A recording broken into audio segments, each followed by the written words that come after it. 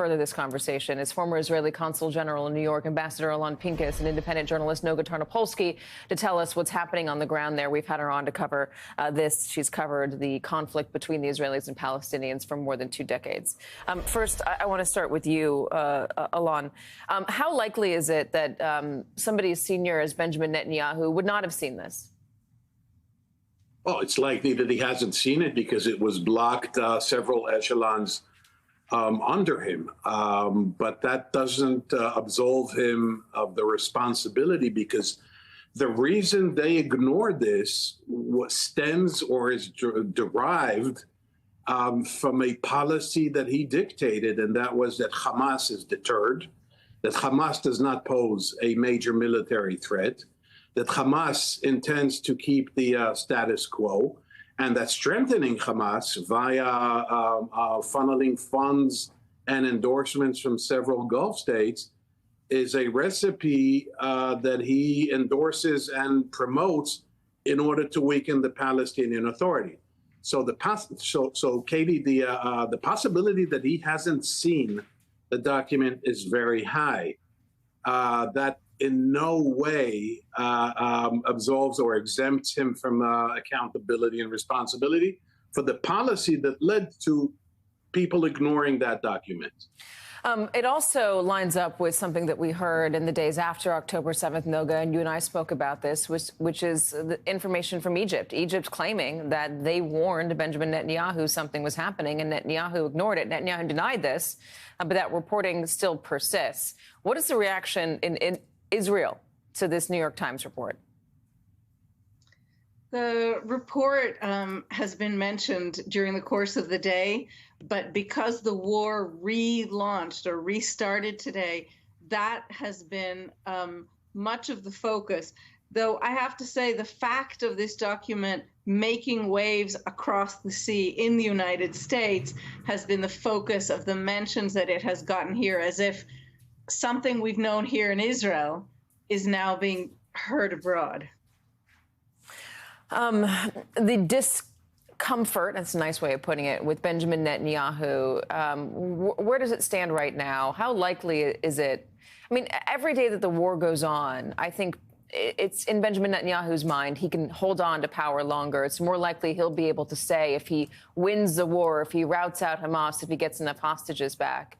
Is that the reality on the ground? Are people turning toward him more now or less? Is that a question for me? Yeah, Noga. Okay. Well, I have to tell you, I agree with you. I think he is clearly acting like someone who thinks he can ride this out. And in fact, he's gone back to his old MO, right? Today he spent quite a bit of the day telling Israelis that he stood up to the United States. He stood up to Secretary of State Blinken, who's been visiting, that returning to the war is his decision, although it appears likely that it really was Hamas's decision.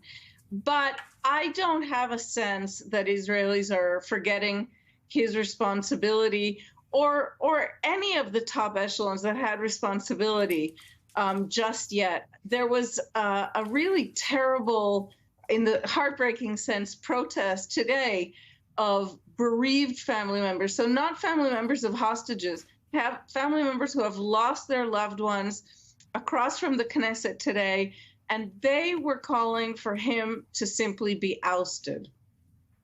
Alon, the reason I focus so much on Benjamin Netanyahu is it's such an important question for what happens after the war, after the fighting is done, and whether there's a two-state solution, what happens next in Gaza. Benjamin Netanyahu and his allies have been adamant that a two-state solution is not possible. The U.S. is saying that's the only way out of this. So my question is, if he survives or if he doesn't survive, what do you predict comes out of it? Is it a more conservative government, even more conservative than him, or does Israel go back to a more moderate government and a leader that might be more open to negotiating a peace that includes a free Palestinian state? Okay, so let me try and you asked 5 separate questions, Katie. I'll try and answer them in bullet form. A, he's not going to survive this. There's no way in the world that he's going to survive this. Now, this may take 1 month, it may take 4 months, it may take 6 months. He is not going to survive this. The public backlash is going to overwhelm him and overwhelm his coalition, which in turn will bring him down. The mechanics and how exactly that will happen, I don't know, and I don't want to go into that speculation. Now, the question that you asked, what happens if he's gone? Well, if he stays, there's no two-state solution. There's no political process. There's nothing.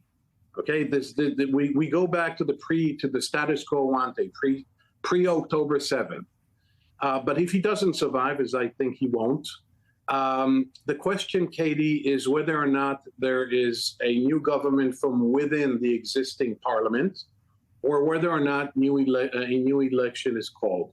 That changes the equation.